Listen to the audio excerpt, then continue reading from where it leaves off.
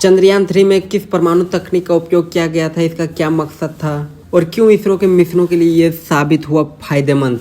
तो चलिए जानते हैं आज की इस नई वीडियो में।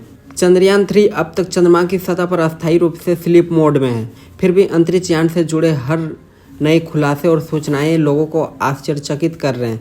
सबसे ताज़ा खुलासा यह है कि चंद्रयान 3 मिशन के तहत चंद्रमा पर परमाणु तकनीक न्यूक्लियर टेक्नोलॉजी का उपयोग किया गया था। टाइम्स ऑफ इंडिया की एक रिपोर्ट के मुताबिक विक्रम लैंडर और प्रज्ञान रोवर को चंद्रमा तक ले जाने वाला चंद्रयान 3 का प्रोपल्शन मॉड्यूल परमाणु तकनीक से संचालित है। 2 रेडियो आइसोटॉप हीटिंग इकाई RHU मॉडल पर है, जो मौजूदा समय में चंद्रमा की कक्षा में है। यह 1 वाट ऊर्जा पैदा करती है।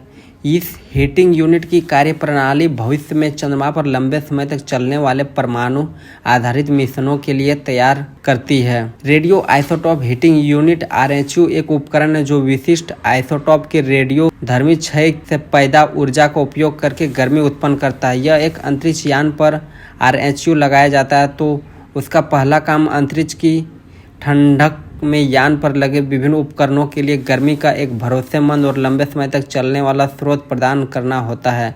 यह उन मशीनों के लिए विशेष रूप से महत्वपूर्ण है जो अधिक ठंडे वातावरण में संचालित होते हैं। इनमें बाहरी अंतरिक्ष या अन्य खगोलीय पिंड शामिल है जहां इलेक्ट्रिक हीटर जैसी पारंपरिक हीटिंग विधियां काम नहीं कर सकती। यह किस चीज़ से बना होता है? चंद्रमा की परिक्रमा करने वाले प्रोपल्शन मॉड्यूल में 2 ऐसी यूनिट्स हैं। इनको प्रायोगिक और प्रदर्शन उद्देश्यों के लिए स्थापित किया गया था। इसरो का लक्ष्य अब अपनी सफलता को आगे बढ़ाना। RHU में प्लूटोनियम डाइऑक्साइड PuO2 के रूप में एक रेडियोधर्मी आइसोटॉप आमतौर पर प्लूटोनियम 238 Pu-238 होता है।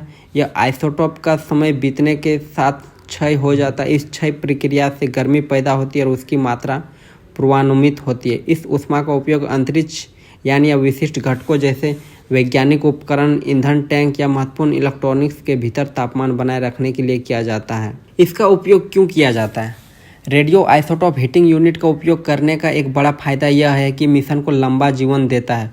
उदाहरण के लिए प्लूटोनियम 238 का आधा जीवन लगभग 87.7 वर्ष है, जिसका अर्थ है कि यह कई दशकों तक गर्मी का एक स्थिर स्रोत प्रदान कर सकता है। इसलिए दशकों तक चलने वाला मिशन भेजते समय रेडियो आइसोटॉप हीटिंग यूनिट एक अच्छा विकल्प है। और यह फ़ायदा यह है कि RHU अत्यधिक भरोसेमंद है क्योंकि वे चलती भागों या बाहरी बिजली स्रोतों पर निर्भर नहीं होते हैं।